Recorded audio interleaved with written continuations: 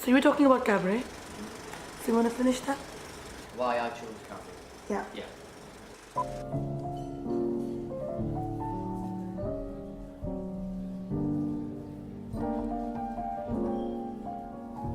Hello everyone, my name is Mr. Mitch Mitchell and I own and run Prohibition Cabaret Bar in Gateshead. I have worked in the entertainment and promotions industry for over 21 years now in Newcastle and Gateshead, and felt like it was time that I had my own venue. I ran other people's venues for them for years and couldn't go any higher than the management levels I was in, so I felt I needed to, the next obvious step was have my own venue, have free reign on the entertainment and what went on within it, and just started looking at how I could get the funding together. There's a lot of genres within the whole, burlesque, cabaret, all of that industry. They're getting the wrong impression out there. That's not what they're about. It's very talented stuff. It's not all sexual, and they need a better. They need people to realise that it's not all sexual, and it's not that side of things. Come 5 o'clock, I have to open the doors, and you never know what's going to happen. There could be 60 people wanting to be in, or there could be 6, or there could be no one. It's just, that's what I like about having a bar. You never know who's going to come through the door. You never know what's going to happen. I'm not a 9-to-5er kind of guy. I can't just, get up and do the same thing every day. I couldn't do it. And they do say variety is the spice of life, and that's what I deal in, variety. And I have to. It may be that I've got ADHD and I don't know it, and maybe I just need to be doing something at all times. I know a lot of people who went to university and are in a lot of debt for wanting to better their futures and do what they want to do for a living. This is the same principle. I never went to university. I went straight into work from school. I'm not an academic person, but I figured this is the same amount of debt as my fiancée is in, because she went to university and wanted to better her life and get a career. So I'm just in the same boat as thousands of other people across the country, and it's no difference. But I'm doing what I love,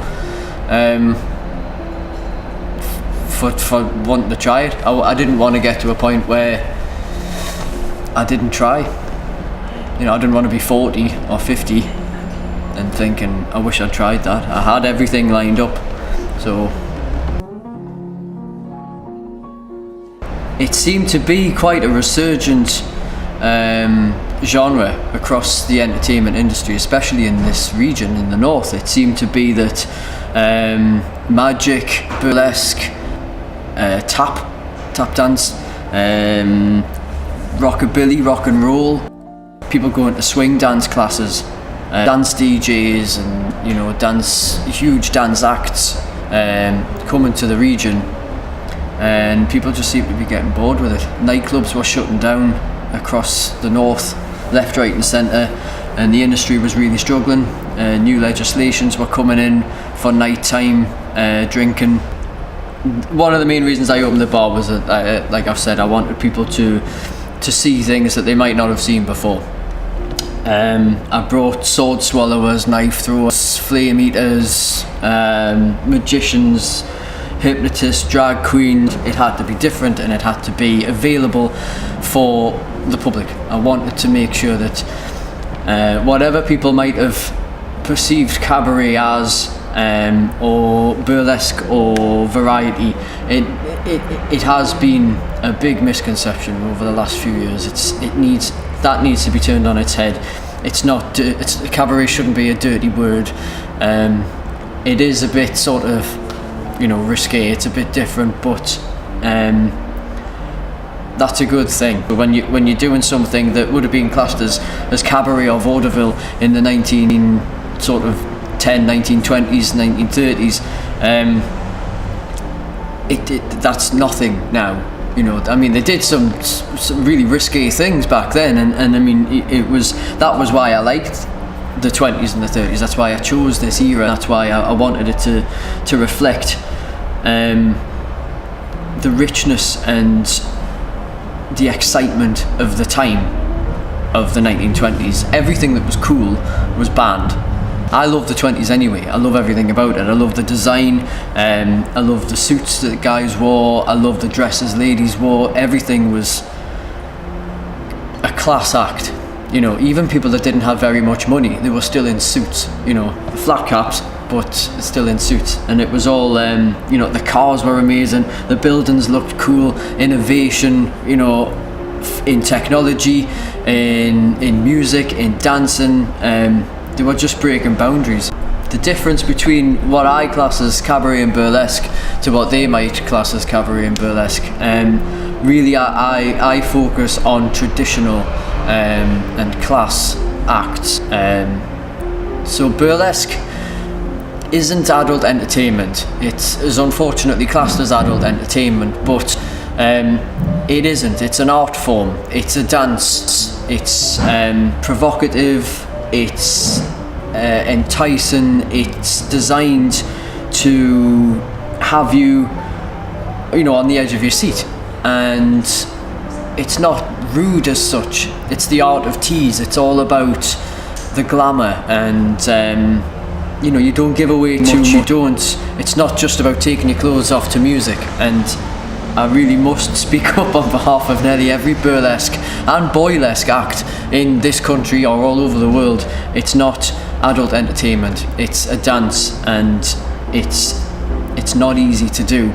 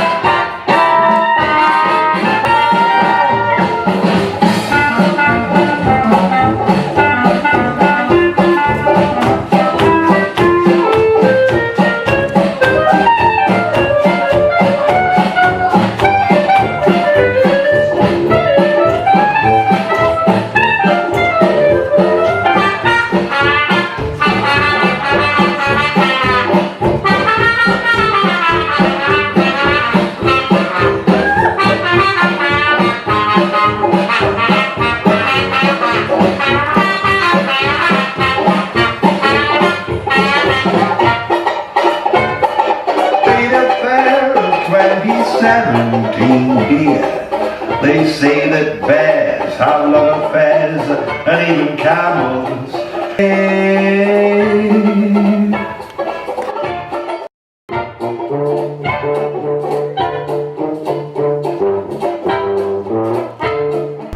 I don't want to leave this earth sort of without having at least tried to do something interesting. What good is sitting alone in your room? Come hear the music play.